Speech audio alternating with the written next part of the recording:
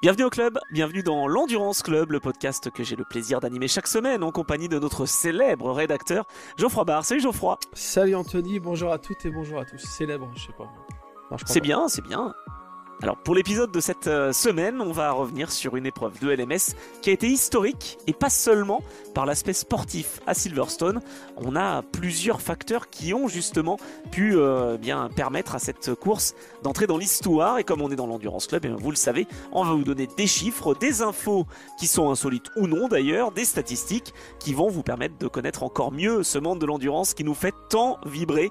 Au sommaire, donc on a l'envie de parler de la météo, quand même, typiquement britannique. Elle a marqué cette course de façon assez spectaculaire, cette météo. Il y a eu des précipitations, les pneumatiques ont été soumis à rude épreuve. On va revenir aussi sur la plus grande course de IDEC Sport Genesis Magma Racing, en tout cas le retour au sommet pour cette équipe. En LM GT3, en LMP2 Pro Am, rien n'est fait pour le titre et attention, avant Portimao, ça va être très très serré aussi. Et puis en catégorie LMP3 que l'on va évoquer, pour ton plus grand plaisir Geoffroy, eh bien ça y est, le titre a été joué et on a déjà donc un champion avant même d'arriver au Portugal. Comme ça, ouais, on n'aura pas besoin d'en parler au Portugal. Si, on en parlera effectivement, mais on va quand même saluer le titre de CLX Motorsport qui a réussi à vraiment faire une saison quasi parfaite. Et ça a été également une course parfaite à Silverstone pour eux, tout comme pour les 110 000 fans présents sur place. Et ça fait partie de justement d'un des pans de cette course qui a été historique, je le disais, parce que c'est un record pour le LMS. Depuis 2013, on n'avait pas eu autant de fans venus sur place. Je crois que l'attente a été longue parce que Silverstone n'était plus au calendrier ELMS depuis 2019. Qu'est-ce que ça t'évoque, Geoffroy, de voir que à la fois en WEC mais aussi en ELMS, on a des courses de plus en plus populaires. L'endurance plaît, on peut le dire. Alors l'endurance play, ça, ouais, effectivement. L'endurance Guillaume play, on peut même le dire. Mais par contre, ça, surtout au-delà de ça, c'est surtout le fait que Silverstone, l'Angleterre et encore plus Silverstone, est un rendez-vous qui doit être au calendrier. Enfin, en fait, ça fait des années. En fait, depuis que Silverstone n'est plus au calendrier en WEC, les Anglais se plaignent de ça. Et légitimement. Ouais. Et ouais, parce qu'en fait, je sais pas, c'est juste une base d'avoir Silverstone dans un calendrier. Alors, ça avait été retiré pour je ne sais quelle raison. Peut-être de logistique, peut-être de monotonie des courses, peut-être. Enfin, je sais pas, mais pour moi, en tout cas, c'est l'un des circuits comme j'adorerais qu'on ait Monza, tu vois. Pour moi, Silverstone devrait faire partie des trucs incontournables, un peu comme un Grand Prix de Monaco en Formule 1. Et ce qui me fait plaisir, c'est de voir que quand ils osent le faire, le public est au rendez-vous. Donc j'espère que, pour 2026, c'est déjà confirmé que ça sera encore Oui, on y revient pour plusieurs années, tout à fait. Voilà. Et le WEC pourrait venir aussi, j'imagine, peut-être 2027, 28. Ouais, peut-être. il faut que le WEC se bouge parce qu'en fait, à Silverstone, il y a une... Mais je te l'ai dit, en plus, toi qui as découvert le circuit pour la première fois. Mais oui. Il y a une vraie ferveur. Enfin, c'est quand même on est au cœur de comment on appelle ça, la Motorsport Valley, de l'endroit où il y a plein d'équipes de Formule 1, où il y a plein d'artisans, préparateurs automobiles de renom. C'est un endroit qui vit pour le sport auto, comme on peut le voir aussi à côté de Modène, entre Modène et Maranello, et Imola, où j'étais il n'y a pas si longtemps. En fait, pour moi, c'est juste la base, et il était temps quand même que les organisateurs se rendent compte qu'il faut faire une course à Silverstone. En plus, il y a eu une pluie, il y a eu une météo catastrophique, mais pourtant, il y a quand même plein de gens qui étaient là. Enfin, voilà, Mais oui.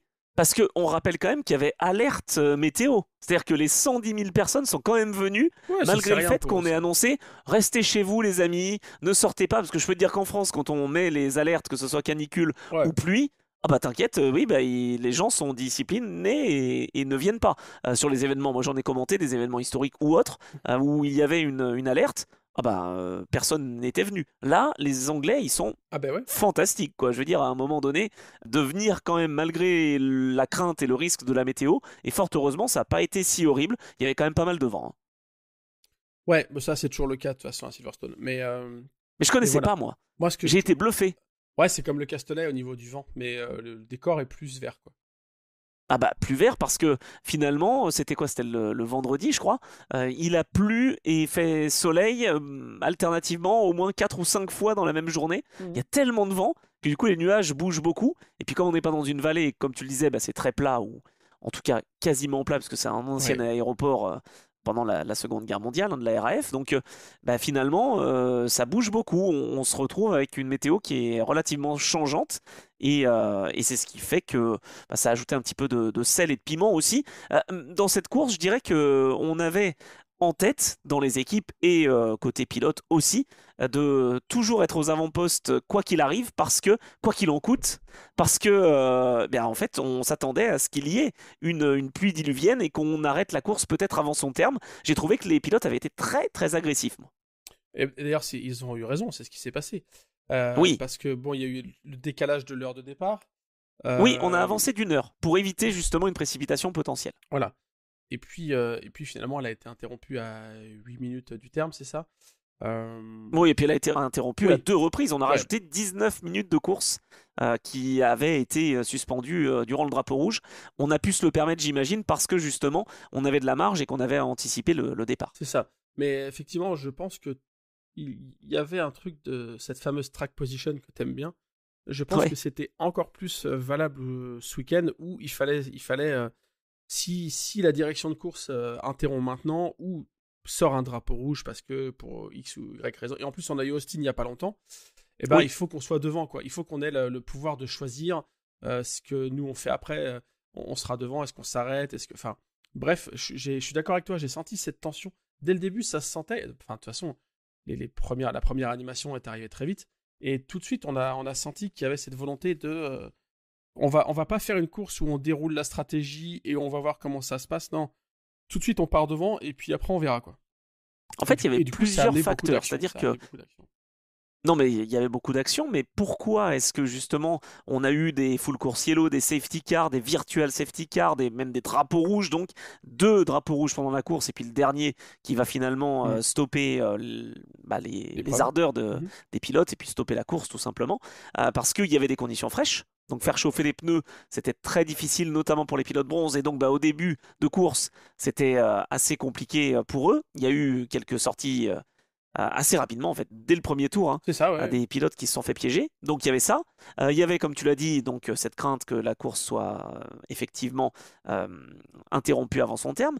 Et Mhm. puis il y a aussi le côté gestion du trafic. Et en fait, je m'en étais pas vraiment rendu compte avant, mais sur cette piste, comme il y a beaucoup d'enchaînements rapides, le trafic a une donnée clé, enfin une importance clé. Et si on tombe sur le trafic à un mauvais endroit, peut-être même plus que sur d'autres circuits, on peut vraiment perdre beaucoup, beaucoup de temps.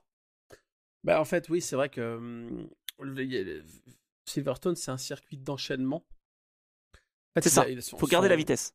ouais, c'est ça, son tracé, le déroulé et les différentes. Je vais y arriver. Les différents secteurs, en fait, tu as plusieurs enchaînements qui font qu'effectivement, si tu reviens sur une voiture dans une entrée de virage, bah, le fameux Beckett, Ah, Chapels, Maggots. ouais, voilà, etc. Il y a ça. Il y a aussi quand même un peu la dernière portion où c'est relativement lent. Le gauche, ensuite le long droite, enfin la dernière portion, pardon, quand on prend le tracé avec la ligne de droite de départ au niveau de la grande tribune des stands, pas Ouais. là comme c'était le cas ce week-end, mais tu vois, le truc pour les Grands Prix de Formule 1, ce dernier gauche-droite qui conditionne la ligne droite, puis le secteur, enfin le premier secteur du circuit F1, c'est Ouais. pareil, c'est très technique et c'est beaucoup de rythme. Et si tu es dans du trafic, si tu es englué dès le départ, tu peux vraiment perdre de précieuses secondes. Donc ça prouve que tu vois, Silverstone est un bon circuit pour de la compétition, quoi. Bah, je me Bah non, suis rendu mais compte. réussite Et je me populaire, tu suis l'as rendu dit compte d'entrée, aussi. et réussite sportive, les deux, quoi. Ah bah c'est clair. Et je me suis rendu compte aussi que c'était pas si plat que ça, finalement, la piste en elle-même. Parce qu'on a fait le tour de Mhm. Fort pour soutenir justement la recherche contre le cancer stade 4 enfin, lancé par Chris Hoy. Et quand on fait le tour de circuit, parce que j'ai pas eu le temps de faire le track walk malheureusement le jeudi, mais le vendredi on a fait justement ce tour de Fort. Et là je me suis rendu compte vraiment qu'il y avait des endroits où on montait, on descendait, mais tout bêtement, mais le virage de Cops, le premier virage de cette piste utilisation ELMS avec Ouais, les anciens stands, en fait ça monte beaucoup jusqu'à Maggots et puis ensuite ça redescend un peu. Il y ouais. a des virages un peu en dévers. C'est pas si plat que ça et ça peut aussi ajouter un peu à la difficulté parfois pour les différents pilotes. Mais c'est vrai que c'est historique aussi parce que voilà, il y a eu à la fois ces drapeaux rouges, 2 drapeaux rouges, c'est quand même assez rare pour être souligné dans une course, 2 gros cartons aussi. On avait vraiment ouais, de l'envie, mais peut-être un petit peu trop parfois pour certains. Disons que, contrairement à d'habitude, ils ont été un petit peu moins prudents, les pilotes. Ah, ils sont quand même nerveux aussi d'habitude, hein. Ouais, Mais. ouais, mais là, j'ai trouvé quand même un petit peu plus, parce que même Non, à oui. Imola, où c'est très difficile de doubler, ils étaient un peu moins agressifs. Là, Bah, vraiment, ouais. Et puis là, c'était animé. faut rajouter aussi l'autre paramètre qui est qu'on se rapproche de la fin de saison. Oui. Et que donc on est sur l'emballage final et sur le côté. Bah, les points comptent pas double, mais tu vois, il faut. Ah, tu Et, crois que ça joue, ça? bah, ouais, je pense quand même que ça Si, joue si, pas c'est mal. possible.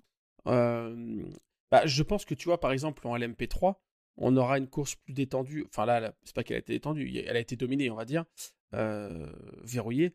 Mais je pense qu'il y aura moins de fébrilité au Portugal. Dans les autres catégories, bah, ça va être tendu parce que c'est indécis encore, quoi. Ouais, tout à Il y a fait. trois équipes qui peuvent jouer le titre au général, je crois. En P2, ouais, tout En à fait. P2, ouais. Donc en fait, ça va forcément être tendu. Et là, Silverstone était en fait, c'est vraiment, tu vois, j'avais pas fait le lien avec toutes ces choses-là qu'on est en train de se dire, mais en fait, c'est le circuit à la bonne place au calendrier parce que l'engouement populaire, le Oui, tracé, la météo incertaine et il reste plus qu'une course après. C'est parfait d'être à Silverstone pour ce moment-là, quoi. On aurait été au Castellet, ça aurait été un peu moins bien, tu vois ce que je veux dire. Le Castellet, ouais, en général, les ok, courses c'est sont un peu plus possible. chiantes, la météo, il fait souvent plus beau.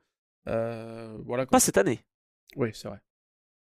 Cette année, on a eu un petit peu de pluie, mais parce que justement, on était en mai, donc c'est possible aussi, tu vois, fin avril, début mai, qu'il y ait des petites précipitations. Mais c'est vrai, c'est intéressant de le dire. Le calendrier, hein, qui sera le même d'ailleurs l'année prochaine, hein, puisqu'il avait été présenté il y a quelques jours de cela, si je dis pas de bêtises. Mais voilà, on reste sur de la stabilité en tout cas.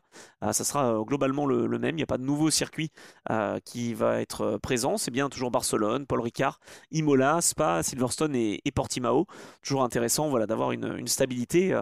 Je trouve en tout cas. Et dans une course comme celle-ci, bah, on aurait pu avoir une victoire d'une P2 Pro-Am, hein, honnêtement, c'était carrément possible parce que bah, les relais du début avec les pilotes bronze ont été un petit peu Bah, nivelés, charcuterie. j'allais dire. Ouais, bien sûr. Bah oui, puisque il y a eu du safety car, et donc forcément, bah, les écarts étaient moindres au moment de la relance pour les pilotes qui sont soit silver, soit platinum ou gold.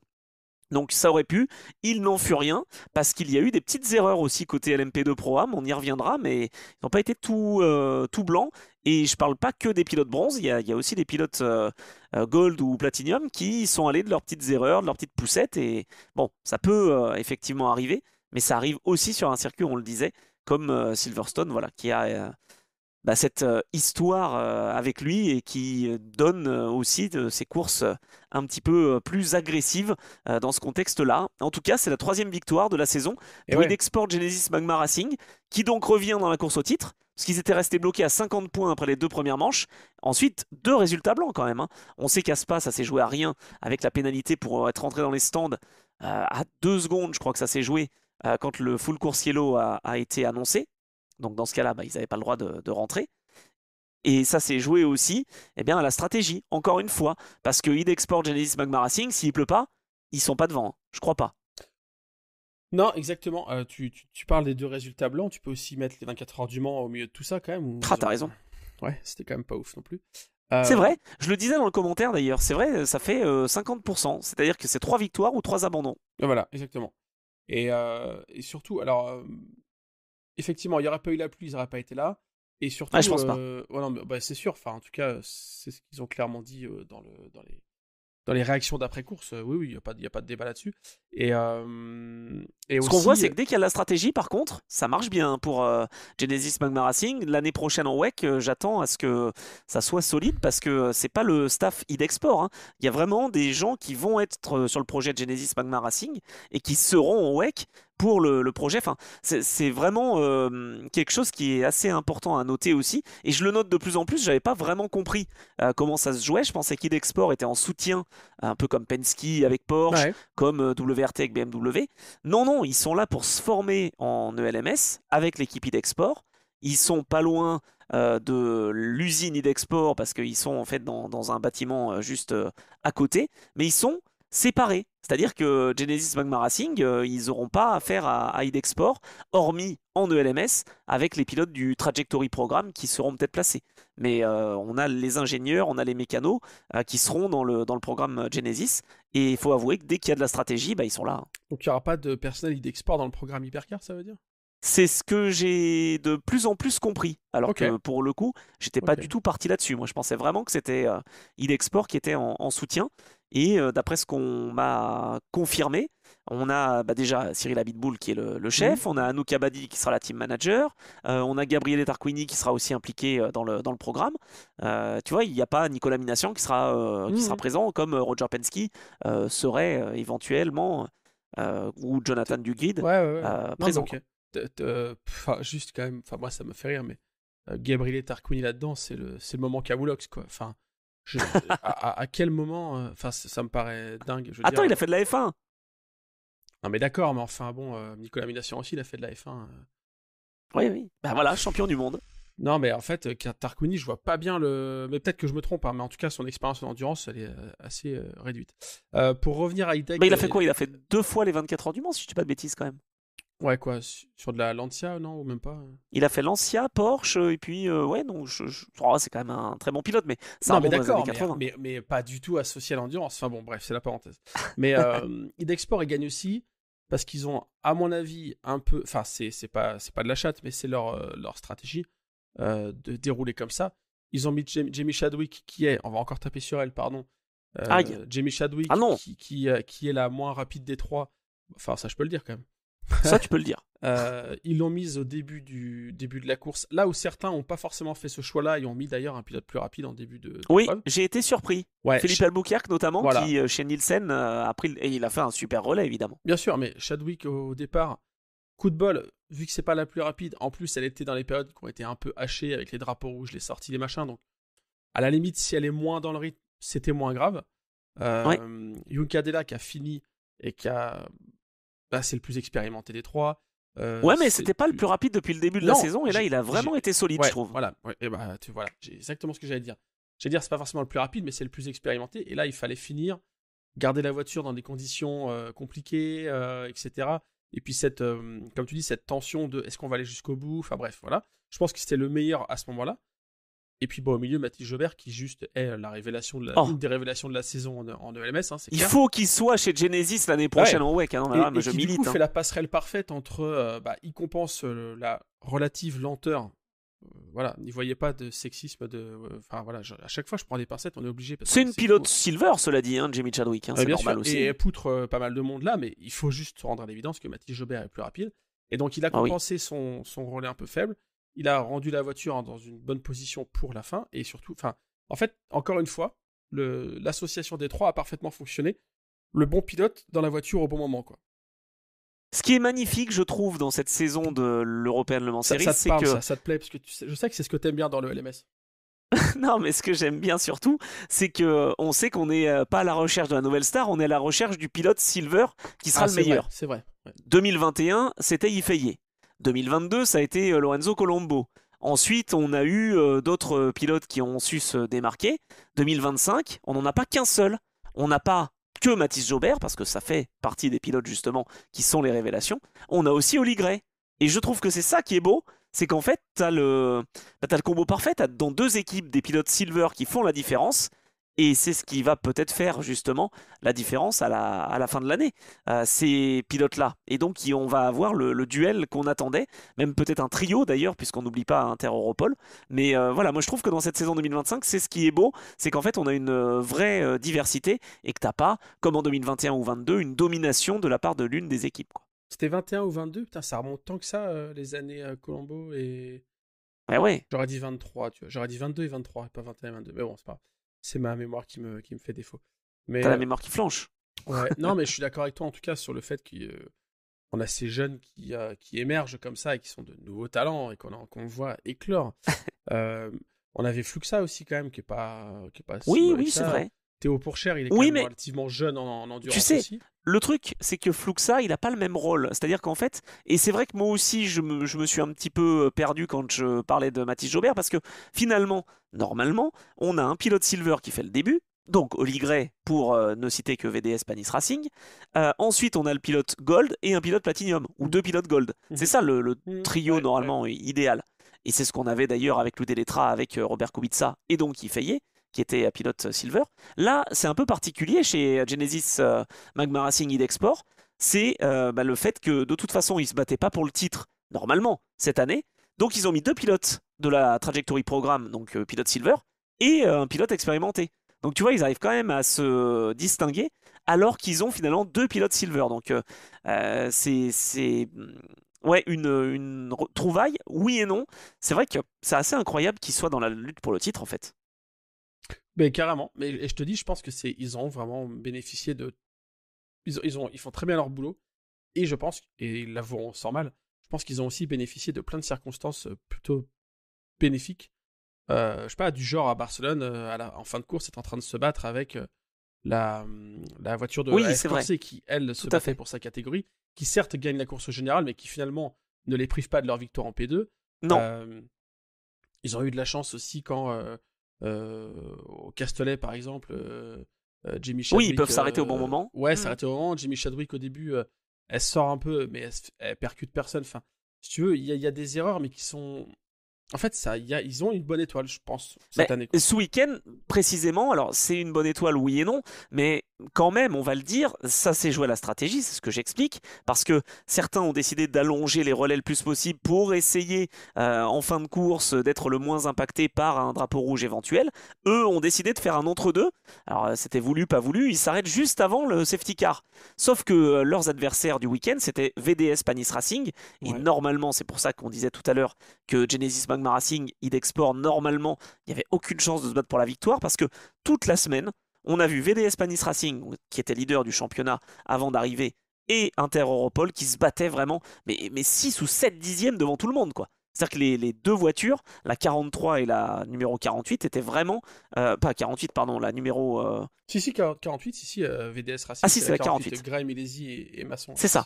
Pardon, oui, bien sûr, parce que la Lead Export a un numéro 8 aussi, mais c'est le 18. Ouais. Et cette 48, elle se battait aux avant-postes. Mais en fait, ils ont voulu peut-être un tout petit peu trop optimiser cette stratégie. Pas de chance. Je veux dire, à un moment donné, il y a le safety car. Eh ben oui, mais sous safety car, on peut pas s'arrêter.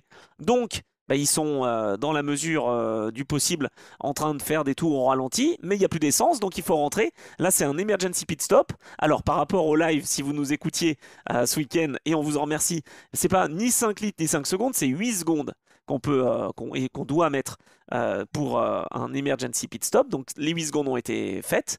Et par contre, rien n'est allé pour VDS Panis Racing parce que dans un des arrêts, alors je ne sais pas si c'est cette phase-là ou la suivante, parce que j'avoue qu'il y a eu beaucoup de neutralisation, mais Oli Gray se rate en ressortant de la voie des stands et il passe au rouge. Et ça, ça les a mis déjà hors séquence le fait de passer au stand quand c'était pas possible. Mais alors un stop and go 17 secondes, là ça les a mis complètement hors jeu. Bah voilà, donc leur défaite entre guillemets est liée à deux trucs quoi. C'est ça. Un manque de chance, ouais voilà, le fait qu'il y a un rouge qui tombe, ça tu peux pas toujours l'anticiper. Hein. Donc il y a ça, et puis en plus après il y a une erreur qui de toute façon les meilleures séquences, ils finissent 11. Ouais, 11e du général et 8e de la catégorie LMP2, donc ils marquent quand même 4 points, ce qui n'est pas négligeable dans l'optique du titre, parce que face à eux, e-Export, Genesis Magma Racing, ils arrivent à s'imposer une nouvelle fois, donc on le disait, 3 fois 25 points. Inter Europol Compétition, quelle vraie constance, 4e, deuxième position consécutive en 5 courses. Donc eux, je les ai appelés les poulies d'or de l'ELMS là. C'est assez incroyable. Avec Yeloli qui a été superbe, Dillman comme d'habitude, Spikowski finalement pas si mal aussi, même si c'est pas le silver du siècle on va dire, mais il arrive à se hisser au bon niveau sur les premiers relais, il place la voiture comme il faut, et vraiment c'est un très beau trio aussi. Donc finalement oui c'est sûr que VDS Panis Racing a, on va le dire, offert la victoire à ses adversaires, mais enfin bon, pour IDEC et pour Inter Europol, il fallait avoir la bonne stratégie. Hein. Et tes amis de Vector Sport que t'aimes bien parfois revoir imaginer haut, qui finalement termine 3e. Mais c'est pas si mal, hein, franchement, chez Vector. ils ont tenté quelque chose à Spa qui n'a pas fonctionné, hein. C'était de lancer Vlad Lomko avec des pneus usagés pour avoir la track position. D'ailleurs, on m'a expliqué qu'il n'était pas très très content à la radio d'être parti avec ces pneus-là. Et bon, j'espère que ça va pas lui coûter sa place pour l'année prochaine, mais il a parlé de façon assez, comment dire, costaud à la radio, à Spa, pour montrer son mécontentement, quoi. Quel est l'intérêt, pardon, ça m'échappe, de le faire repartir avec des pneus rodés plutôt qu'avec des pneus neufs? Ah, ben ça c'était intéressant pour la position sur la piste, pour qu'il puisse être en bonne posture et qu'il n'ait pas le dirty air. Donc c'est un choix qui a été fait. Et parce que tu vas Bon. plus vite à mettre des pneus usagés? Non, ça change rien. Ah, non, c'est qu'ils les ont pas changés, donc ils ont gagné des places dans les stands. Ah, pardon, ok, je croyais qu'il avait mis un train qui avait déjà roulé. D'accord, non, ok.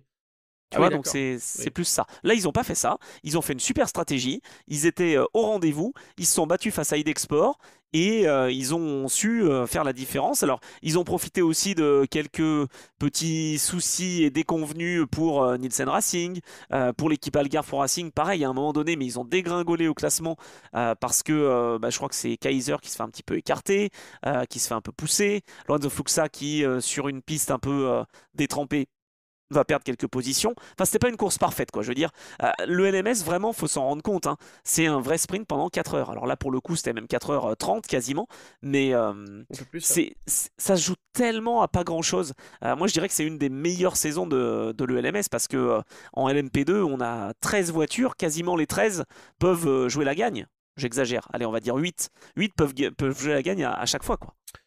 Ouais, je sais pas si ça... La meilleure saison à LMS, je sais pas. Toi, tu trouves pas? Ah ouais? Attends, il y a vraiment beaucoup d'affrontements. Et puis, en termes de classement général, tu as VDS Panis Racing qui sauve ce qu'ils peuvent avec 81 points, 75 points pour Idexport, 74 pour Inter Europol. Enfin, je veux dire, celui qui va gagner à Portimao sera certainement champion. Oui. Si Inter Europol s'impose, ils vont marquer 7 points de plus que VDS Panis Racing. C'est pas encore fait. Si VDS Panis Racing termine deuxième, ça peut leur offrir la victoire parce que au nombre justement de succès, ils devanceraient Inter Europol. Mais c'est le seul scénario où VDS Panis Racing serait quand même titré, hein. Je suis d'accord avec toi sur le fait que c'est la meilleure saison ELMS depuis pas mal de temps sur le côté indécis, bataille, etc. Après, je le dis malheureusement, je suis désolé de le répéter, hein, mais j'en peux plus de voir les Oreca 07 et que ça soit... Ah oui, ouais, c'est vrai que t'es resté là-dessus, toi. Bah ouais, en fait, vraiment, je te jure que ce week-end, j'étais pas les yeux rivés sur la course, mais même en temps normal, je l'avoue, je suis désolé, hein, en plus je sais que c'est ton championnat de coup de cœur, enfin, oui. parce que tu y bosses, et puis en plus, même si tu y bossais pas, je sais que t'aimes vraiment beaucoup l'European Le Mans Series. Moi, je t'avoue que ça me freine quand même d'avoir des Oreca 07 tout le temps. Je prends plus de plaisir. Et qu'est-ce que ça change? Ah bah visuellement, c'est quand même un peu chiant, quoi. Ah ouais? Je sais pas, elles ont des couleurs différentes. Non, moi j'ai pas l'impression de voir que les mêmes voitures. Ah bah moi je prends plus de plaisir quand même à... Bon, alors, en plus, moi je me suis trouvé une nouvelle famille avec les voitures historiques, mais même, je prends plus de plaisir... Ouais, bah, tu vois quand même souvent les mêmes devant, hein. Mais je prends plus de plaisir, je sais pas, à voir la diversité de bagnoles que t'as en WEC. Ah ouais? En comparaison à là... Oui, je suis d'accord, hein, en plus, pour le coup, les décos, enfin les livrets, il y a une diversité, là encore, des efforts. Enfin, le LMS, il y a de la couleur, c'est super, c'est top, je suis d'accord. Mais bon, la même bagnole, quoi. Moi, ça me bloque. Mais je suis peut-être un peu vieux jeu là-dessus, hein. Peut-être que c'est toi qui as raison, et vous pouvez nous dire en commentaire ce que vous en pensez, mais moi, je t'avoue que ça me... S'il y avait 4 chassis différents, déjà, 4-5 chassis différents, je sais pas, rendez-nous les années avec des BR, je sais pas quoi, là, des SMP, ouais, des mais trucs comme ça, tu vois. d'un autre côté, t'aurais pas cette lutte vraiment acharnée à ce point-là, parce que sur une manche, t'aurais peut-être la Dallara qui domine, sur l'autre t'aurais l'Oreca, sur l'autre t'aurais la Ligier. Enfin, ouais, je suis pas vraiment convaincu. En LMP3, par exemple, on a bien plusieurs constructeurs de châssis. Bon, généralement, c'est quand même Ligier et Duquesne qui sont devant. Donc, en fait, ça change quoi? Ceux qui ont Ginetta et Hades, malheureusement, ils se battent pour la 10e place. Bon, super. Ouais, en fait, je sais pas. Tu vois? Je suis peut-être nostalgique des voitures ouvertes aussi. Genre ça, en fait... Ah oui, d'accord. Non, mais il y a moi aussi, j'aimais bien. Non, mais il y a deux phénomènes. C'est qu'il y a la standardisation que des Oreca 07 en P2. Et il y a aussi le fait que ça dure depuis 2017, quoi. Ça commence à être long. Je trouve que... Parce que tu vois, on en parlait avant... Enfin non, ouais, t'en parlais il y a quelques secondes, là, du... telles années, c'était Yifeye, etc. Ouais, Les saisons de LMS, j'ai vachement de mal à me les remettre en tête. Parce que c'est toujours les mêmes bagnoles. Ça va faire 10 ans que c'est les mêmes voitures, en fait, tu vois. ouais, c'est Après, vrai. par contre, Les équipes changent un mais petit ça peu. demande, voilà, ce que j'allais dire. Après, ça demande à être bon. Ce que toi, tu es, par exemple, moi, j'ai plus de mal. Toi, tu te souviens des voitures de. Bah non, il fait. Louis Delettra, dans telle année, il était dans telle équipe. Oh, putain, moi, j'ai déjà perdu tout ça, tu vois. Non, mais je suis pas assez bon. Sur les 24 heures du Mans, je peux me défendre. Mais sur le LMS, tu vois, j'ai plus de mal. Donc c'est pour ça. Mais quand t'es connaisseur et spécialiste de ça, je sais, je comprends que c'est un super championnat. Mais tu vois, j'ai un peu plus de mal, quoi. Ouais, non, mais j'entends Je suis en effectivement. train de Mais me tirer les une balle dans le voitures. pied, là. Non, Sauve-moi, non. Anthony, sauve-moi. Non, non, mais les voitures sont tellement, comment dire, intéressantes à piloter parce que tous les pilotes se régalent et à chaque fois qu'ils m'en parlent, c'est clair. Elles sont tellement performantes aussi parce que quand même, en LMP2, c'est là où on voit la vraie valeur des Oreca 07, c'est-à-dire qu'elles ne sont pas bridées et elles peuvent être à pleine puissance. Et d'ailleurs, c'est ce qu'on expliquait sur la manche précédente à Spa. Les Oreca 07, bah, elles sont dans les mêmes temps que les hypercars. Donc, tu vois, il y a pas de... Il y a Oui. pas de doute au fait que les voitures plaisent aux pilotes, sont une vraie préparation aussi pour l'hypercar. C'est très intéressant à ce niveau-là. Et moi, j'aime bien voir l'émergence des nouveaux pilotes. Moi, c'est ça qui me plaît. Beaucoup de pilotes qui viennent de la monoplace, il faut bien le dire, mais qui ensuite se trouvent une vraie vocation à être en endurance, à savoir s'adapter. Théo Pourchaire en fait partie. Tu vois, il a été placé par Peugeot, puisque Mhm. officiellement, il est pilote Peugeot pour l'année prochaine. On l'avait déjà évoqué, hein, qu'il allait rouler à Bahreïn en fin de saison. Bon, bah là, voilà, c'est C'est officiellement le officialisé, cas. là. Ouais. Il sera donc chez Peugeot en hypercar. Il était très content d'ailleurs de cette officialisation. Il a été très bon hein, dans cette course et je dirais les deux Algarve Pro Racing très rapides, mais plutôt dans les conditions humides. Alors ça aussi, peut-être que dans cette course où tu vois au début je disais qu'il y avait beaucoup d'agressivité, certains ont peut-être plus parié sur le fait qu'il allait pleuvoir. Et donc quand il a commencé à pleuvoir, eh ben, les Algarve Pro Racing étaient vraiment déchaînés, et que ça soit d'ailleurs Théo Pourchaire ou son équipier, toujours extrêmement efficace. Moi, je trouve, j'ai un vrai coup de cœur pour Alex Quinn. Et vraiment, bah, les deux étaient marchaient sur l'eau, quoi, véritablement. Donc, tu vois, c'est en ça que je dis que la stratégie est bonne. Et que la course a été intéressante parce que les pilotes du début de course étaient couteau sous la gorge. Tu vois, je me souviens de l'affrontement entre Jonas Reed, Mhm. Benjamin Pedersen et Philippe Albuquerque. C'était incroyable. Jonas Reed qui passe dans l'herbe, qui nous manque de refaire une image qu'on avait vue déjà avec lui dans la ligne droite du Castellet. Bah, il a failli quand même abîmer sa voiture dans l'herbe hein, avant en COPS. C'est jamais recommandé trop, passer deux roues dans l'herbe. Mais voilà, je trouvais que c'était intéressant aussi à ce niveau-là. Mais ça, c'est dû à la météo de ce week-end. Certains ont décidé de mettre un petit peu plus de charge aéro, d'autres moins. Et ça dépendait vraiment de ce qu'ils avaient en tête pour la fin de course, quoi. Écoute, je valide ce que tu dis. Tu parles de Alex Quinn, donc équipier de Théo Pourchaire chez Algarve Pro Racing, pas sur la même voiture, mais Non, sur il y l'autre. en a un qui est en Pro-Am Voilà, et c'est l'autre qui est ça. en P2 Pro. Et du coup, voilà, Algarve Pro Racing, je sais pas si on l'avait dit, mais qui gagne le programme, quoi. Oui, tout à fait. Non, non, on n'a pas encore parlé du Pro-Am, mais ça a été serré parce que ça s'est joué à pas grand-chose face à Aoba ITF Ah bah avec ouais, ouais. Deletra, Cameron et Hayet. 14 Euh, centièmes. J'avoue quand même que j'ai pas bien compris la manière dont ça s'est passé en LMP2 Pro-Am. Tu vois, quand on a les yeux rivés sur une des catégories, alors Ouais. évidemment la catégorie Rennes, la LMP2, déjà, pas facile de voir ce qu'il en est, comment les voitures remontent, etc. Ok. Chez les concurrents de la catégorie LMP2 Pro-Am, à un moment donné, la Aube ITF, mais elle avait tellement d'avance, avec un Dan Cameron qui a été ultra agressif, et moi au début, je m'en euh, comment dire, j'étais un petit peu circonspect parce que il était pas loin de sortir Mathis Jobert ou je sais plus quel pilote était dans la voiture ou Job van Uitert dans l'IDEX Sport. Ils sont pas dans la même catégorie, tu vois. Et je disais, mais qu'est-ce qu'il fait? Il est agressif, quoi. Et en fait, il a bien fait parce que il s'est défait des LMP2 et au final, bah, il a été leader de la catégorie LMP2 Pro-Am. C'est ça aussi, hein, les deux catégories qui jouent en même temps. Et il a bien fait parce qu'il avait pris de l'avance. Mais par contre, eh ben, en fin de course, la stratégie les a rattrapés. Il y a eu quelques petites erreurs aussi. Louis Delettra en a fait, ça arrive. PJ Ouais. Hayet aussi. Et bah, on les retrouvait finalement à la lutte. Et ils se sont fait battre au moment du drapeau rouge parce que, on va quand même le rappeler, les résultats ont été pris 2 tours avant la sortie du drapeau rouge et ça aura son incidence notamment LMGT3 tout à l'heure, on y reviendra. Mais LMP2 Pro-Am, vraiment, catégorie aussi où je dirais on s'y intéresse un petit peu moins parce que c'est pas la catégorie reine, Mhm. mais ça a été vraiment très disputé aussi, hein. Très disputé aussi, et ils sont 3 à être groupés en 7e, 8e et 9e du général, donc Algarve, tu l'as dit, Aoba Oui, ETF et la 83 qui aurait pu finir dans un mur, oui, ça c'est clair. qui finalement finit 3e avec le trio Rovera avec Sivir Perodo, classique, hein, ceux qui avaient gagné à personne. Mais Je dirais que les LMP2, franchement, là, pour le coup, ont été les facteurs qui ont animé, je peux le dire comme ça, ouais, cette course. Tu vois, mais parce que on parlait de l'agressivité qu'il fallait avoir. Benjamin Pedersen, à un moment donné, au début du relais pour l'équipe du Ken, mais c'est incroyable. Il passe à l'intérieur d'une GT. ouais, Je ne sais même pas comment il ouais, n'y a pas ouais, de contact. ouais, c'est l'écart, et je mettrai pas la main comme on dit. Mais Ah non. mais tu sais que les Américains, j'ai vu ça pas mal sur Twitter, j'ai vu pas mal de, je sais qu'il faut dire X, mais je m'y ferai pas. Euh, j'ai vu pas mal de Jackie Twitter, d'ailleurs, on réactions. l'appelle, hein. Ouais, Jackie. C'était ça la blague d'une époque, c'était Jackie X, entre parenthèses, anciennement Twitter. Mais Merde, tu m'as déconcentré. Ah, Qu'est-ce que je pardon. voulais dire?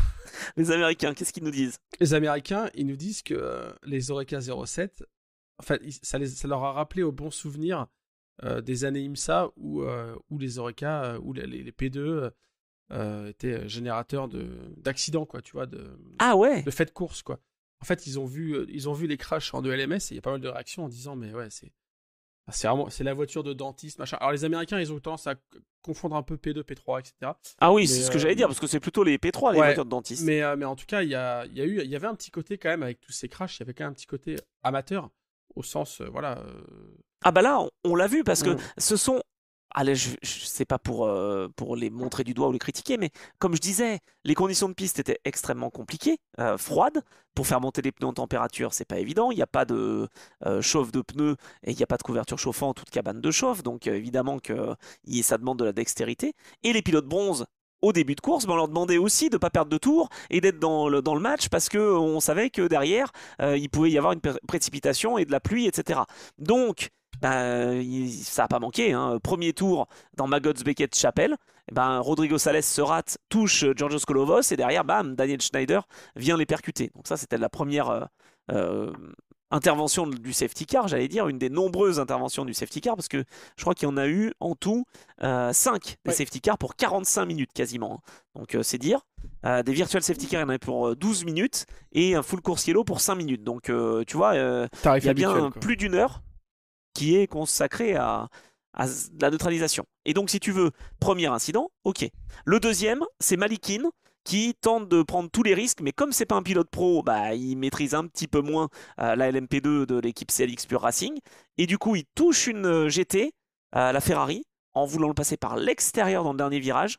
Et il vient sortir de la route la Mercedes de chez Iron Lynx. Ils n'ont pas besoin de ça en ce moment, les Iron Lynx, parce qu'on sait que On va en parler, c'est ouais. pas facile financièrement. La Mercedes est détruite. Ouais, le châssis est Et il y mort, est c'est pour ça? rien. Le châssis est mort? Ah bah là, je crois qu'on n'en est pas loin, effectivement, parce que là, il a tapé très très fort. C'est ce qui a d'ailleurs amené le premier drapeau rouge, hein, pour réparer les barrières. Mm. Et c'est une LMP2, c'est là où je voulais en venir, qui cause ce contact. Et quelques minutes plus tard, François Perrodo, dans la 83 de la Ah F-Corse, ouais. tente de prendre le meilleur sur Giorgio Roda, mais parce que justement, on est dans Magots Beckett Chapelle, encore une fois, tiens, comme par hasard, et on peut perdre énormément de temps dans le trafic. Et d'ailleurs, plus tard dans la course, on le verra, il y a une voiture qui était bien loin derrière ses deux adversaires, et il arrive Mac 12 parce que les deux sont gênés. Et donc, François Perrodo prend l'exter à la sortie de Beckett, avant la grande ligne droite, la Hangar Straight, c'est ça? Ouais.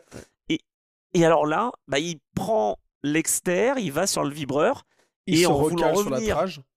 bah oui, il veut éviter l'herbe, mais Mhm. le problème c'est qu'en fait en sandwich, t'avais une LMP3, celle de Michael Jensen, qui jouait d'ailleurs le titre en LMP3, mais qui perd LRM Sport, et qui en fait se retrouve piégé, et t'as François Perrodo qui met un petit coup de volant, qui sera pénalisé d'un drive-through, alors j'allais dire seulement, mais parce qu'on a des circonstances atténuantes qui font que je pense que Jensen s'est aussi un petit peu décalé. Les deux partent en contact, et le troisième larron, euh, Roda, mais tellement malchanceux, se voit éjecté dans le mur, mais on a eu peur, hein.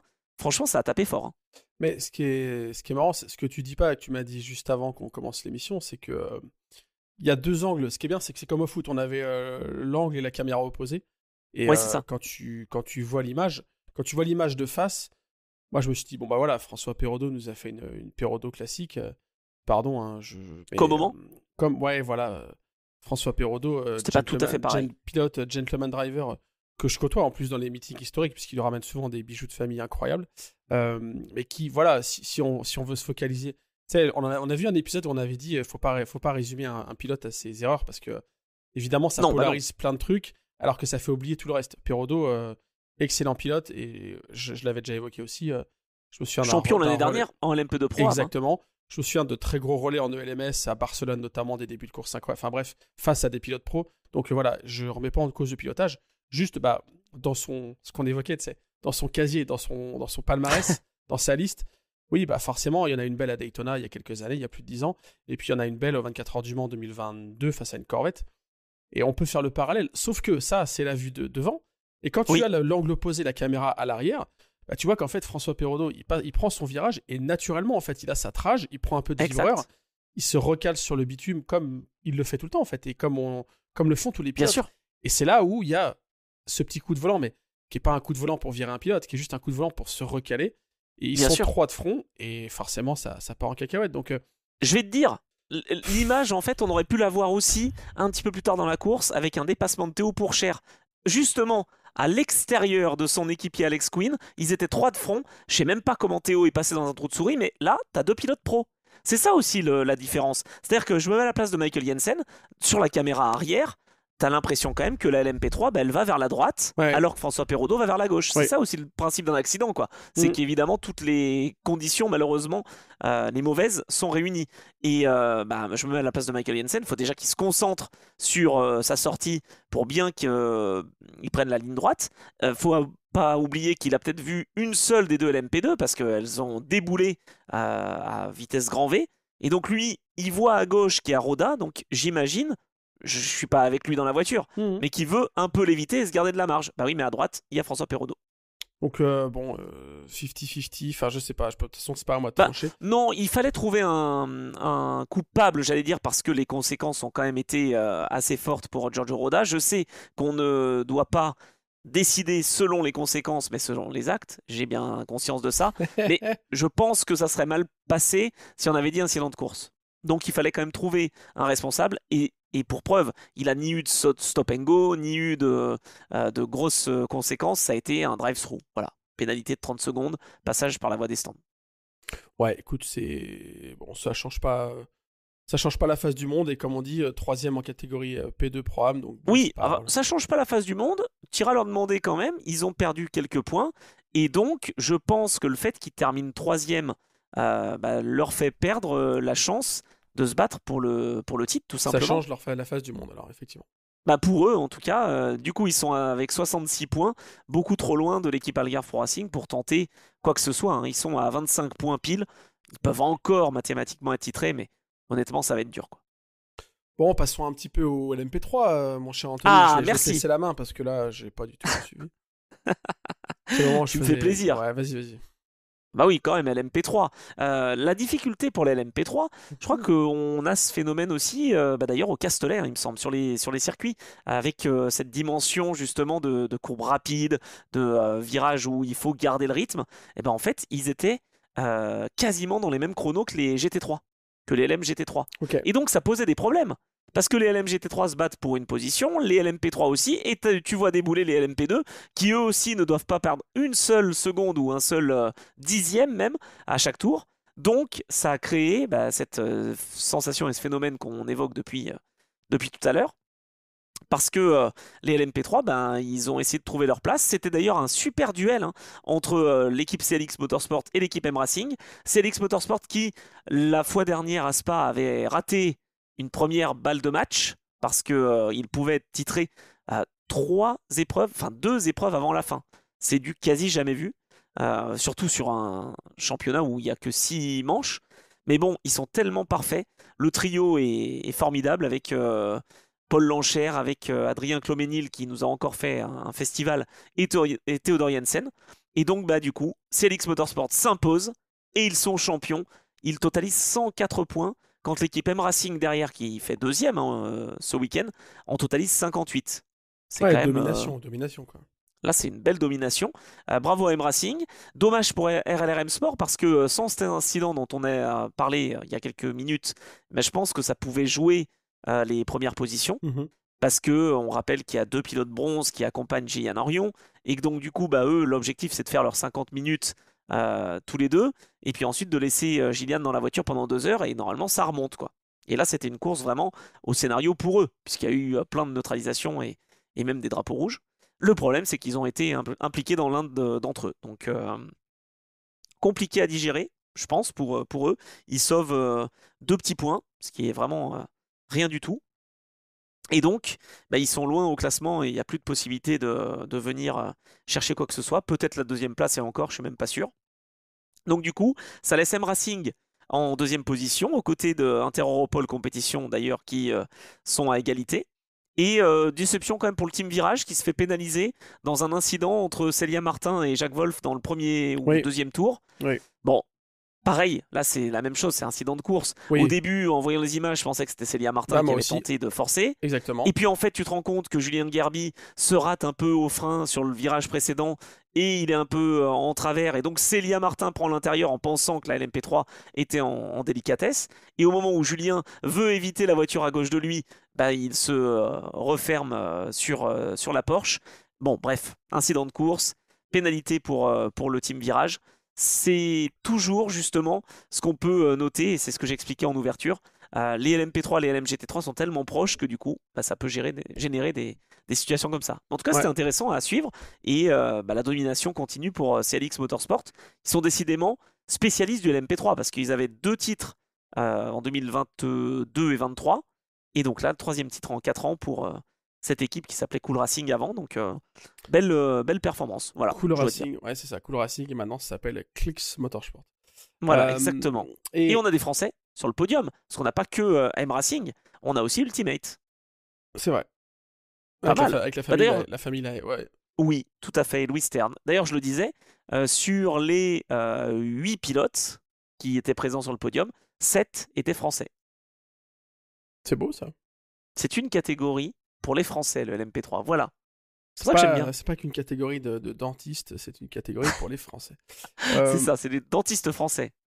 C'est faux. France toujours avec le LMP3 aussi quand même, parce que là, bon. LMGT3, tu veux dire? Oui, pardon, LMGT3. Voilà, tu sais que je commence à fatiguer, parce que comment dire, ce figeage des positions 2 tours avant le lancement la sortie du drapeau rouge. J'avais dit que j'en parlerais. Ouais, ça fait pas que des heureux, mais ça en fait. Enfin, moi, je l'aime bien cette 50 Larry Charmil. Ben oui. Et donc victoire de Lilou Wadou notamment avec Toledo et Costini. Et donc c'est en ça que je disais que c'était une épreuve historique aussi, parce que il y a eu à la fois le nombre de spectateurs, il y a eu le fait qu'il y ait 2 drapeaux rouges. Franchement, c'est pas arrivé très souvent qu'il y ait 2 interruptions de course comme ça, et du temps rajouté d'ailleurs. Aussi un peu comme en WEC, hein, c'est assez rare pour être souligné. Elle restera et puis historique. Elle restera dans les archives, dans les mémoires, cette course. Quand on sera rendu à la saison 10 d'Endurance Club, on posera une question. Quelle est la particularité de la course des 4 heures Goodyear, Goodwood, Silverstone 2025? Parce que c'est ça, c'est Goodyear. Hein, c'était les 4 heures Goodyear de Silverstone. Ah bah oui, là on était chez eux, c'est les 100 ans du Booba blimp. Burger. Ouais. Non mais, mais c'est vrai, c'est important le sponsoring aussi. Et ces pneumatiques, ils ont bien fonctionné dans toutes les conditions et même dans des conditions fraîches et dans des conditions humides. Donc elle est bien arrivée hein, cette pluie. Hein, d'ailleurs, si vous vous demandiez, parce qu'on avait annoncé la pluie en amont, donc on a avancé la course d'1 heure et finalement, en rajoutant du temps et en faisant des drapeaux rouges, évidemment. La pluie tant attendue est arrivée et encore une fois, comme c'est le problème habituellement, c'est pas la quantité d'eau le souci, c'est bien le spray et la visibilité était trop délicate et je pense que Dordo Freitas a pas voulu se faire critiquer après Austin, donc il a mis fin à cette course 8 minutes avant son terme. C'est vrai qu'il enchaîne les manches sympa, l'ami Eduardo. Ah bah là oui, et puis j'espère qu'au Japon à Fuji ça sera pas la météo. Il fait toujours beau à Fuji au Japon. Bien évidemment, bien sûr. Toujours une manche ne jouera pas. bien nickel, bien calée dans le programme dans l'année. Et C'est donc, ça, exactement. Faut gérer les par cas. Et donc, ce que je voulais dire, c'est qu'elle est historique aussi, cette course, parce que c'est une double victoire de femmes. Il y a la victoire de Jamie Chadwick au général, ah et oui, victoire pour Lilou Wadou en LMGT3. parce que Jimmy Chadwick avait pas gagné à. Si, elle a Eh ben gagné. non, à Barcelone, elle n'avait Oui. pas gagné officiellement. Non, mais elle avait Elle gagné. est... Eh ben non, mais Lilou Wadou, elle a gagné au Castellet. Ah mince, ah oui, c'est vrai. Et, Bon, bah, du coup, c'est historique il dit aussi. qu'ils ont gagné au Castellet, alors non? C'est vrai qu'à chaque fois que Lilou Wadou s'impose, Jamie Chadwick aussi. Comme ça qu'on Voilà. peut le dire. Et à chaque fois que tu sors une stat historique, en fait, je te la pète. Voilà, c'est ça. Merci. Non, bah bon, ça n'empêche pas que c'est historique Oui, ah ben non, mais d'avoir tout à fait. Et c'est victoires, même, deux victorieuses il y a femmes. même 3 victoires féminines dans le week-end si tu comptes la C'est manche de vrai. Michelin Le Mans Cup. Ah bah on peut le dire, attends, première victoire pour les Iron Dames en Michelin Le Mans Cup avec Vanina X qui était tellement rayonnante, on est tellement heureux pour elle, enfin moi en tout cas ça m'a fait plaisir cette victoire avec Marta Garcia qui elle était beaucoup moins rayonnante, je sais pas, j'ai l'impression que ça l'ennuyait d'être sur le podium, C'est vrai? c'est peut-être une impression, ah bah, je sais pas, elle souriait pas plus que ça. Bon voilà, elle faisait son travail quoi, ok, bon j'ai gagné. Alors que Vanina on sentait qu'il y avait toute l'émotion, je sais pas ce que vous en pensez, je sais pas si vous avez vu ces images, mais bon allez voir le replay de Le Mans Cup si vous voulez voir, mais c'était. Bah, je pense qu'elle était quand même contente, Marta Garcia, mais j'ai pas senti l'émotion que Vanina avait, quoi. Voilà. Ok. Vanina X, anciennement Twitter. Hein. Toujours, Aussi, évidemment. c'est la fille. Ouais. Bien sûr, c'est la fille de Jackie, évidemment. Donc, Et est-ce que sa maman s'appelle Michel? Non, je ne suis pas sûr. Bon, bref. En tout cas, doublé Ferrari, Richard Mille. Oui, alors attends, doublé Quoi Ferrari, Si. mais donc tu le disais, le drapeau rouge est agité. Et Lilou a fait un super travail. Et franchement, depuis le début de saison, c'est pas simple avec cette équipe et surtout l'équipage, parce que derrière c'est AF Corset, hein, derrière Richard Mille AF Corset évidemment, mais c'est quand même difficile avec Custodio Toledo qui semble ne pas être tout à fait à l'aise avec cette voiture. Il est un petit peu en difficulté. C'est compliqué même au début de course. Hein. D'ailleurs, il a fait une petite erreur, voilà, avec les pneus froids, on le disait. C'est pas toujours simple pour Lilou et pour Riccardo Agostini. Mais bravo à cet équipage. C'était la première place jusqu'à 8 minutes de la fin où ça, au final, ouais. dépassement super hein, de Ricardo Pera sur la voiture de chez GR Racing. Et on pensait bien que cette équipe pourrait renouer avec la victoire qui n'était pas arrivée depuis 2015. Et puis, patatras, drapeau rouge. Et donc, toute l'émotion qu'il y avait chez GR Racing est arrivée chez Richard Mille AF Corset. On a lancé dans les airs Custodio Toledo. J'ai eu peur qu'il Il aurait se récupéré, blesse. c'est bon, il est redescendu. Hein. C'est bon, il est redescendu, tout va bien. Mais c'est toujours un petit peu dommage voilà, quand les vainqueurs sur la piste ne le sont pas sur le podium. Ouais, Après, on peut je le suis comprendre. C'était arrivé aussi à Austin hein, avec la Ferrari 54 qui Oui. a été pénalisée juste avant le podium et qui a laissé la victoire à McLaren. Bah là, c'est pareil. Mais pour nous, c'est parfait. Hein. Pour Lilou, c'est parfait. On a repris le classement 2 tours avant. Et donc, 2 tours avant, elle était en tête. Donc ça fait 2 victoires cette année pour l'équipage de la 50. Bah oui, et puis ils sont en tête du championnat assez largement avec 66 points. On a 12 unités d'avance sur l'Aston qui ce week-end à domicile manquait un peu de perf. Franchement, dès le début, ils l'ont dit, ils avaient 30 kilos de lest parce qu'ils étaient leaders du championnat et vainqueurs de la course. Donc compliqué. Autant dire que pour la Ferrari numéro 50, ça va pas être gâteau non plus à Portimao, quoi. Oui, parce qu'il y a ce lest Ah bah ils auront du vainqueur. ces fameux 30 kilos. Ouais. Donc là, j'ai bien peur que la Ferrari ne soit pas très à l'aise. En plus, au Portugal, tu sais que ça monte, ça descend, c'est vraiment très difficile Ah ouais. quand on a du poids. Le poids en plus, ouais, clairement. Ouais. Donc là, ça peut peut-être, tu sais quoi, offrir une revanche aux Iron Dames. Est-ce que tu... il faudrait que qu'on se dépêche un peu parce que j'ai pas beaucoup de temps, mais j'ai quand Dis-moi. même une petite anecdote Bien sûr. à te suggérer. À l'occasion de ma présence au 10 000 Tours du Castellet, il y avait, tu sais, je l'avais raconté, dans un stand, il y avait 4 McLaren F1 GTR. Oui. Et il y en avait une qui roulait avec Nicolas Joffre au volant, qui est une F1 GTR, le châssis 04R pour être précis, qui a fait la saison 95 de BPR et qui ensuite a roulé en Super GT. Et il se trouve que là-bas, donc elle avait la décoration qu'elle a toujours, la décoration Larc, rouge et noir, rouge, noir, gris en gros. Elle est belle, ouais. Ouais, elle est très sympa comme ça. Et quand elle a débarqué là-bas, la voiture, ça gagne. Alors, c'était pas ce châssis-là au début, c'était un autre, mais bref, cette équipe-là, la McLaren, ça gagne. Et donc, colère un peu des équipes locales et des constructeurs locaux qui se disent, attends, hein, t'as une voiture européenne qui débarque, et ça y est, elle dynamite tout et gagne, c'est pas normal. Donc ils se sont battus pour mettre du lest. C'est là le lien avec l'histoire. Ouais. Et donc la McLaren embarque du lest. Bon, ça gagne toujours. Donc les courses suivantes, l'organisateur rajoutait du lest. Et elle a fini la saison, donc la 04R qui était au 10 000 Tours du Castellet, elle est vraiment dans sa config, dernière course qu'elle a faite, dernière course du championnat, je sais plus où c'était. 3 tonnes. Sugo, Suzuka, j'en sais rien, mais bon, bref.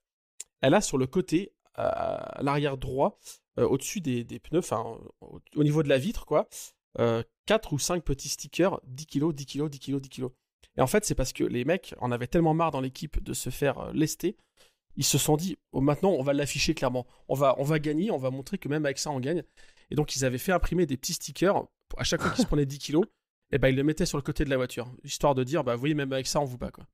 Voilà, c'était la petite anecdote. Avec Brabham qui est titré, je crois. Il y avait Ralf Schumacher aussi qui roulait là-dedans. Pas mal, ah oui, non, c'est un beau lien, parce que Mick Schumacher pourrait peut-être rouler avec McLaren à l'avenir, donc tu vois, un Schumacher a déjà roulé chez McLaren. Exactement. Bon d'ailleurs, le casque de Michael Schumacher a aussi roulé chez McLaren, puisque à Monaco 96, il avait prêté son casque à David Coulthard. Tu vois, finalement, ça je l'avais pas celle-là. Ok. Tous les Schumacher ont roulé chez McLaren, voilà, il faudra le dire.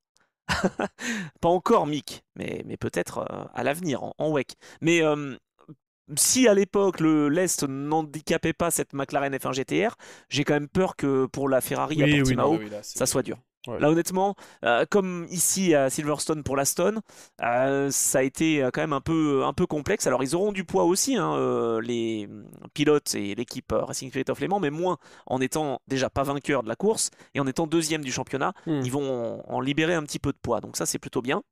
Et puis derrière, on aura la Corvette TF Sport qui est troisième du championnat avec 52 points, donc 14 de moins que Richard Mille à F Corset.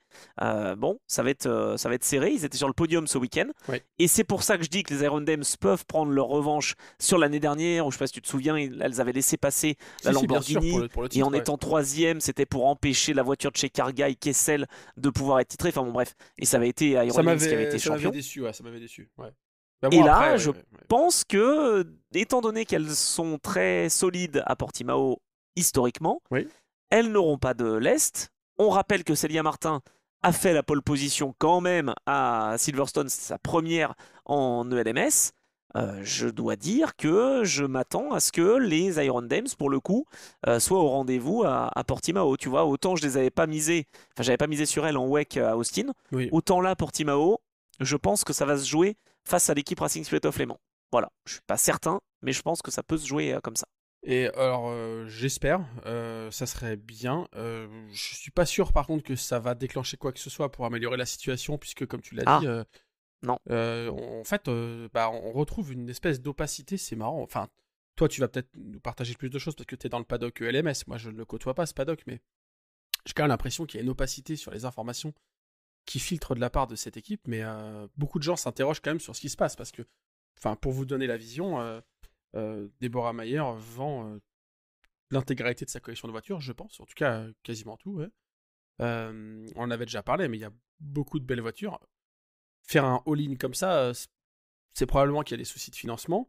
Ouais, mais alors attends, ça me fait penser quand même que c'est un signal fort pour le programme sportif, parce que si un propriétaire ou en tout cas un investisseur se dit je vends ma collection personnelle pour faire continuer cette aventure-là, moi je dis chapeau quoi. Oui, sauf qu'à un moment ça pose aussi la question, et moi je dirais pas forcément penser, mais j'ai quand même, ça m'a retourné un peu le cerveau. C'est vrai que le projet Iron Dame, ça existe depuis maintenant pas mal d'années, peut-être 10 ans, un peu moins de 10 ans peut-être maintenant. Ouais, je sais plus combien, 2017 je crois. Ouais, voilà, ça doit être ça. C'est vrai que, mis à part du Hublot ou un peu de Total Energy récemment, il y a quand même pas de sponsor dans ce projet. Ah, tu trouves ? Ah peu quand même. Enfin, c'est quand même des voitures qui sont relativement vierges de sponsors. Iron Dames, Driven by Dreams, machin. Enfin, ok, il y a tout ce marketing. Il y a du marketing, comment on appelle ça, des produits dérivés. Et je l'ai déjà dit, vous le savez, j'en suis un des premiers clients puisque mes filles ont leur sac à dos rose. Il y a plein de gens qui ont les casquettes, etc. Ça invite des influenceurs sur les meetings, etc. Mais à un moment, j'ai l'impression que l'argent rentre pas. Et c'est quand même Mais et comment tu l'expliques ça? Parce que moi, Bah, c'est ça que je comprends j'ai pas. pas Bah, c'est noté. ça que c'est exactement là-dessus que je voulais lancer un débat. Enfin, lancer un Ouais. débat. Vous pouvez le faire en commentaire, nous apporter aussi votre vision, mais il y a un moment, ça me paraît quand même fou de faire des courses comme ça sans avoir d'apport de sponsors, tu vois? Parce que autant il pouvait y avoir un deal, et c'est un secret de Polichinelle, il peut y avoir des deals où Sarah Bovy n'était pas payée dans un premier temps pour rouler, Ouais. ou tu vois, enfin, tu peux trouver des solutions pour, comment dire, gratter un peu l'argent et pas que ça te coûte un programme usine. Autant j'ai l'impression quand même que maintenant, chacune des filles qui est dans cette aventure s'en sort bien, financièrement, enfin en tout cas, il y a quelque chose qui est structuré. Mais à partir de quand l'argent rentre dans le projet, quoi? Tu vois, ça m'étonne en fait. Je me dis, ou Ouais, alors c'est une d'accord. volonté d'avoir un autofinancement, mais du coup, il faut gagner quasiment tous les week-ends, parce que si tu veux miser sur les primes uniquement, en ELMS, je sais pas à combien elles sont quand tu gagnes une course, mais enfin, ça doit pas être fou, quoi. Mais je sais même pas. Tu crois qu'il y a des primes? J'avoue que je me Bah, suis aux jamais 24 trop heures du Mans, il y renseigné. en a, mais bon, c'est pas fou, quoi. Ça va pas te faire tourner l'année, hein. Ouais, c'est ça. À l'époque, ça marchait beaucoup, même pour les pilotes d'ailleurs, hein, les primes de victoire, etc. Mais ouais, je vois pas spécialement en ELMS avoir énormément de primes non plus, hein. C'est un championnat qui est ouvert aux équipes justement qui ont un programme, qui sont financés par les pilotes généralement ou par les sociétés qui sponsorisent. Mais ouais, Le... je me dis qu'on n'est pas en Formule 1, quoi. Tu vois, il n'y a pas de droit télé exceptionnel, t'as pas. Ben non. Et bah justement, donc il faut trouver des modèles de financement. La victoire qu'elles ont décrochée ce week-end en Michelin Le Mans Cup fait que l'équipe Iron Dame, c'est la seule à avoir remporté une course dans les 3 championnats organisés par la CO, que ce soit WEC, ELMS et Michelin Le Mans Cup. Donc ça Et c'est en Asian, elles n'ont pas gagné? et Asian aussi, je pense que oui, pardon, il doit y avoir ça aussi. Je suis pas sûr Euh, qu'elles aient gagné, cela dit. Mais elles ont participé. D'ailleurs, cette année, elles y participent pas Enfin, en hein, tout à cas, l'Asian. il y a une première, en tout cas historique là-dessus, et je sais pas. Moi, ça m'interroge un peu sur le. Ok. Est-ce Ah, je me suis pas posé cette que. question-là. Bah, en fait, tu vois, du coup, ça alimente un peu les discussions sur X, anciennement Twitter. Ça alimente les discussions du genre, bah, est-ce que c'est de leur côté qui sont un peu chiants sur la sélection des sponsors et qui veulent pas s'associer à n'importe qui? Comment ça se fait qu'on a eu du Hublot à un moment, marque Bah, de c'était au montre? début, ça. Ouais, oui, c'était au début, mais tu vois, est-ce que ça s'est mal passé? Est-ce qu'il y a eu des contraintes, des exigences, etc. Parce que en tout ce qui concerne les activations, le marketing, moi, tu vois, pour moi, ils en font trop, quoi. Quand tu es en train de faire des danses, des TikTok, des machins, moi, j'en peux plus de tout ça. Oui, mais Mais sauf ça que c'est la marche. nouvelle génération Ouais, maintenant. mais pour C'est qui ce tu le qui fais, fait du que ça coup? fonctionne. Ouais, mais pour qui tu le fais, du coup? Parce que là, il y a même pas de sponsor dedans. Enfin, en fait, c'est juste pour faire grossir ton nombre de followers. D'accord, mais bon, à un moment, comment tu gagnes de l'argent? Enfin, je sais pas. Peut-être que ça Bah, me avec les regarde produits moins. dérivés. Ouais, enfin bon, c'est vrai que les casquettes à 40 balles, ça commence à faire cher. Mais c'est pas avec ça que tu finances une équipe, hein, franchement. Non, peut-être pas, mais c'est vrai qu'il y a beaucoup de casquettes, de drapeaux, de chaussures, de vêtements. Bah, ouais, ils doivent avoir leur intérêt, mais c'est vrai que Total Energy, moi je pense, est arrivé cette année. Il y a aussi le lien avec Sarah Bovy, hein, parce qu'elle a travaillé pour Total Energy à l'époque, dans les vidéos, etc. Je veux dire. Ouais, t'es pompiste. Elle n'était pas en train de forer, hein, j'ai pas dit ça. Mm. Mais oui, je pense que le lien a été fait comme ça. Je sais pas ce que la situation va faire. En tout cas, ça continue de bien performer. Bah Malheureusement, dans oui. cette course, on va dire que les choix stratégiques ont peut-être pas été les meilleurs. Il y a eu quelques incidents en piste, notamment une pénalité quand même que Célia Martin a obtenue. Je sais plus pourquoi, parce qu'elle a touché une voiture, il me semble, qui était. Je crois que c'était la Ferrari d'ailleurs, si, numéro 66 de JMW. Ça peut arriver, hein. Et donc, bah pareil, mauvaise fenêtre d'arrêt au stand, donc décalé. Donc, bah, on termine loin. Elle termine 10e. C'est un de leurs pires résultats hein, en ELMS, faut bien le dire. Quand il n'y a pas d'abandon, j'entends. Donc, bah, va falloir réagir Ouais. Ouais. pour les Iron Dames. À Imola, c'était pas foufou. Et à Silverstone aussi. Donc là, elles sont à 47 points. Ça part de loin, hein, évidemment, parce qu'elles ont 19 points de retard sur Richard Mille et F. Corset. Mais comme je l'explique, je pense que la Ferrari 50 sera pas forcément très très rapide à Portimao, du fait du poids. Donc, surveillons tout ça. Mais je dirais que, bon, officiellement, ils sont 8 encore à pouvoir être titrés. Officieusement, je dirais qu'ils sont 5. Voilà, avec Kessel Racing, Iron Dames, TF Sport, Racing Spirit of Le Mans et Richard Mille et F. Corset, quoi. Exactement. Ouais, je suis d'accord. C'est pas mal quand même, hein, parce que tu vois, autant en LMP3, tout a été dominé, autant en LMGT3, c'est quand même serré, parce que je te dis, il y a vraiment 5 concurrents qui peuvent être champions. Il y en a encore 2 en LMP2 Pro-Am qui se battent, donc Algarve Pro Racing à Aube ITF. Il y en a encore 3 en LMP2 Pro. VDS Panis Racing, Guide Export et Inter-Europol Compétition, on peut quand même avoir un titre français. Hein. Depuis, bah oui. depuis Guide Export, c'est pas arrivé. Est-ce que je dis une bêtise si je dis que depuis 2019, il n'y a pas eu de titre d'une équipe française? Je pense bien. Depuis Olivier Panis à Monaco 96. Non, ça ne remonte pas à tant que ça quand même. Non, mais je crois effectivement que Patrick Tambay était dans l'équipage. Non, je rigole. Non, Idexport, ouais, 2019, parce qu'après il y a eu United, Autosport, il y a eu effectivement WRT, Prema, Algarve Pro Racing, et puis Aoba ITF, enfin TF Sport, pardon, je sais plus l'année dernière la bannière qui était occupée par Robert Kubica, Louis Deletra et donc Johnny Edgar. Et avant 2019, c'était quoi, vas-y? Avant 2019, équipe française. Toi qui flex sur le LMS, là, vas-y. Ah oui, mais alors là, est-ce que je vais flexer jusqu'au bout? Parce que pour le titre... Ouais, le titre, tu l'as. 2013, non, je suis pas... 2013-2014, tu les as. Ah, si, TDS. Signatec Alpine. Ah bon? Ouais. Ah non, j'aurais dit que c'était TDS Racing qui avait gagné en 2012 ouais. Et en 13 aussi, non? Non, 13 c'est Alpine, 13-14 c'est Alpine. Pas mal, ah ouais, tu vois, tu flexes plus que moi. Non, mais là j'ai le Wikipédia sous les yeux. Ah bon, d'accord. Mais en tout cas, les équipes françaises ont souvent quand même été au rendez-vous. Mais pour les places d'honneur, tu vois, Panis Racing à l'époque était vice-champion ou troisième. T'avais également chez les Français le Graf Racing. T'as eu aussi Duquesne qui se battait pour le titre. Donc j'espère que les Français vont revenir aux avant-postes. Parce que quand même, on a eu des titres, on peut le dire, hein. En ELMS, oui, ça va surprendre peut-être les personnes qui n'ont pas écouté notre épisode de l'année dernière qui revenait sur les 20 ans de cette discipline, mais on a eu des titres en LMP1, oui, de Pescarolo Sport, de Peugeot Sport et de Team Oreca, quand même. Donc là, ça s'inscrirait dans la lignée d'Henri Pescarolo, quoi. Ah, ça serait génial. C'est l'héritage, en fait, c'est l'héritage d'Henri. Non, mais exactement. Bon, il était bien. J'ai pas beaucoup participé à ce débrief, mais écoute. Oui, je vois ça, mais bon, on n'a pas trop parlé non plus de quantité d'eau, etc. Tu me feras les critiques après. Hein, tu feras les critiques après. Oui, non, mais je suis toujours très content quand tu es là. Hein. En tout cas, tu sais que voilà, on va pouvoir évoquer plein de choses. J'espère qu'on a été complet parce que il s'en est passé tellement en fait dans cette édition de Silverstone que c'était très difficile de tout dire. Mais je pense qu'on a été relativement complet selon les catégories. En tout cas, ce qu'il faut savoir, c'est que la prochaine manche, ce sera à Portimao. La finale, ce sera un samedi soir sous les projecteurs. Donc vraiment, il ne faudra pas rater ce rendez-vous parce que comme tu disais, quand le titre se joue, ça ajoute également une dimension particulière, tout comme là, Silverstone ajoutait une dimension un peu dramatique et un petit peu intense aux pilotes qui voulaient rester dans cette fameuse course au titre. Et bien là, Portimao, ça sera la finale et c'est une finale qu'on ne manquera sous aucun prétexte. Et j'aime beaucoup Portimao, tu vois, autant tout à l'heure je te disais que j'ai quand même du mal à m'y mettre, à regarder le LMS, à me poser machin parce qu'il y a cette monotonie et tout. Portimao, c'est vraiment un rendez-vous que j'aime beaucoup au calendrier et que je suis en général de manière assez assidue. Donc, voilà. Et je t'attends dans le chat. Ok, ça marche. Donc voilà, bon, ça sera en octobre. On a encore le temps de voir venir. Entre-temps, il y aura Fuji. Ça arrive vite, ça arrive vite. Côté endurance, et puis on aura des courses d'IMSA, on aura la finale du championnat américain à Petit Le Mans. Enfin bon, bref, on aura de quoi s'occuper sur l'Endurance Club, quand même. Carrément, oh oui, d'ici là, il y a de quoi faire. Oui. Bon, c'est quoi ton actu justement dans les prochains jours? Dans les prochains jours, je vais au GP Explorer. Non, je rigole. Je vais au.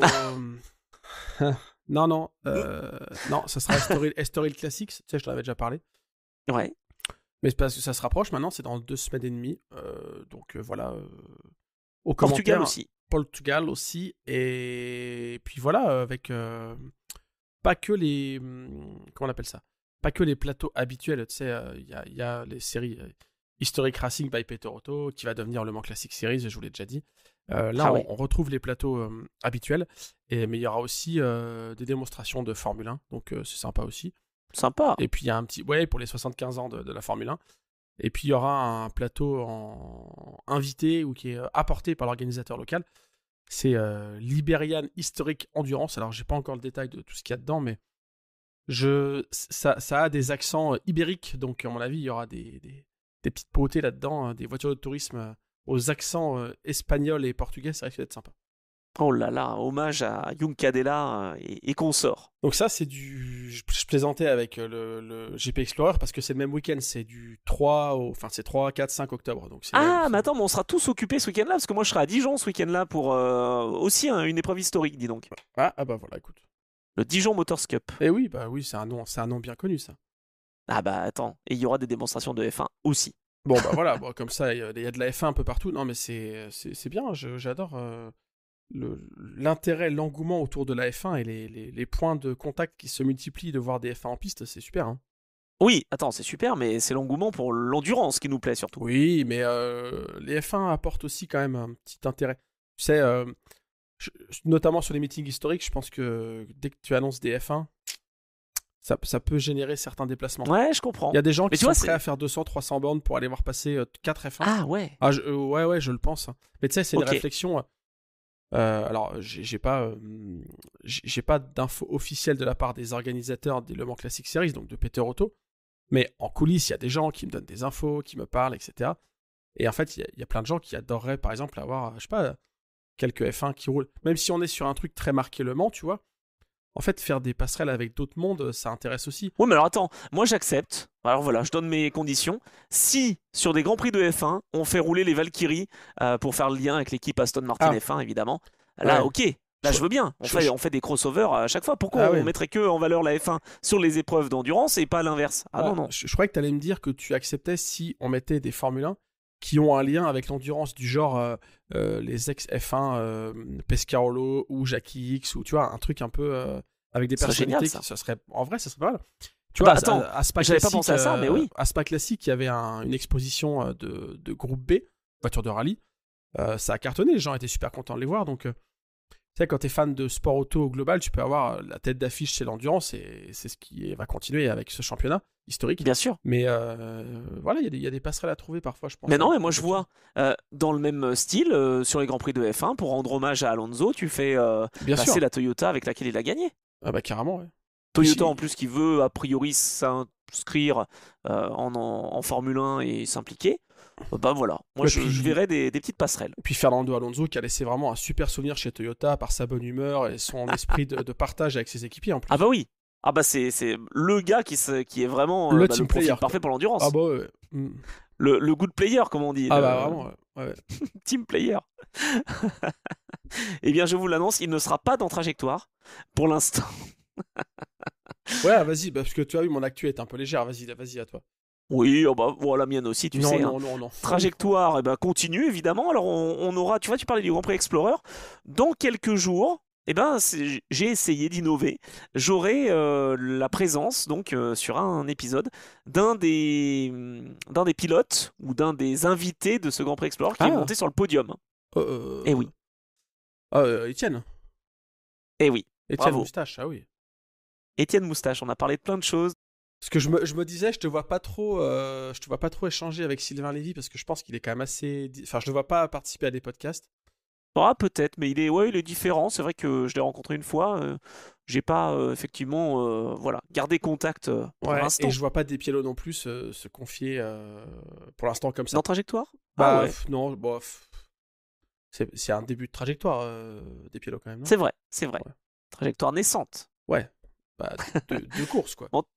Exactement. En tout cas, Étienne m'a accordé du temps et je suis allé le voir et c'était un bel échange aussi. Donc voilà, comme avec Maxime Martin, c'est toujours très sympathique. Maxime qui a tellement de choses à raconter. Alors l'épisode là, je sais pas, selon quand il sera mis en ligne, va être sorti ou non. Oui, mais bon, je suis en train de finaliser le montage. J'ai eu un petit décalage avec Silverstone. Honnêtement, ça devait sortir la semaine dernière, mais bon, voilà. C'est comme ça, vous m'en voudrez pas, j'espère. Tarde pas, parce que plus tu patientes, regarde, il y a des Mercedes qui se font le week-end. Ça va commencer. Ah oui. Non, mais c'est surtout que ça va commencer à gagner. Non, là, il faut pas. Non, là, il faut vraiment que je sorte l'épisode pour que on libère Maxime de ce poids. Ouais, exactement. Eh oui, parce que sinon, mon chiffre et le nombre que j'évoque au début de l'épisode ne correspondra plus. Bah, donc, dépêche-toi, vraiment. Eh ben, je me dépêche. Je me dépiélopêche.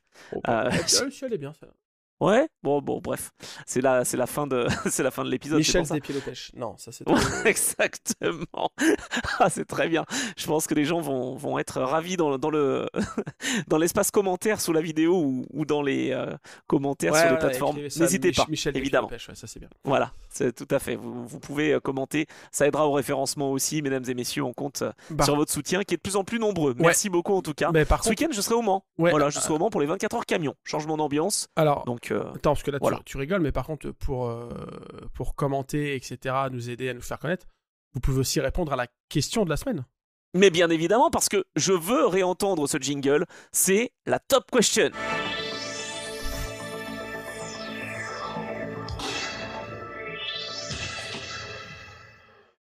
Voilà, cette top question qui nous fait plaisir. Je suis très content de réentendre le petit jingle et je pense que je suis pas le seul de top position. T'as eu une très bonne idée, tu sais quoi?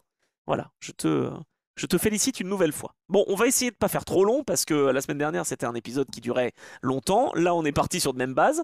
Donc, la top question de la semaine dernière. Je demandais, puisque United avait réussi à s'imposer dans l'histoire du WEC à la fois en proto et en GT, quelles sont donc les autres équipes à avoir fait cette performance? Parce qu'elles ne sont pas nombreuses. Et on a eu des réponses très positives, Ouais.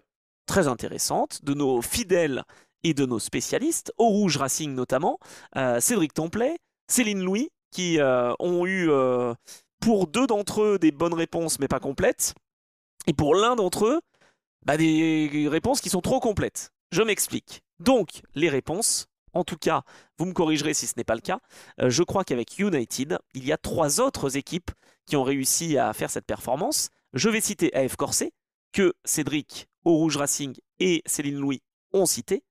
Je vais également parler WRT, que Cédric et Céline Louis ont également évoqué. Donc AF Corset avec Ferrari, logique hein, évidemment, à la fois en proto avec la voiture 83 notamment, pas plus tard que cette année en ELMS et en WEC, ça a été il y a quelques années de cela. Donc voilà, cette voiture AF Corset s'est imposée. Et puis en GT, on ne les présente plus.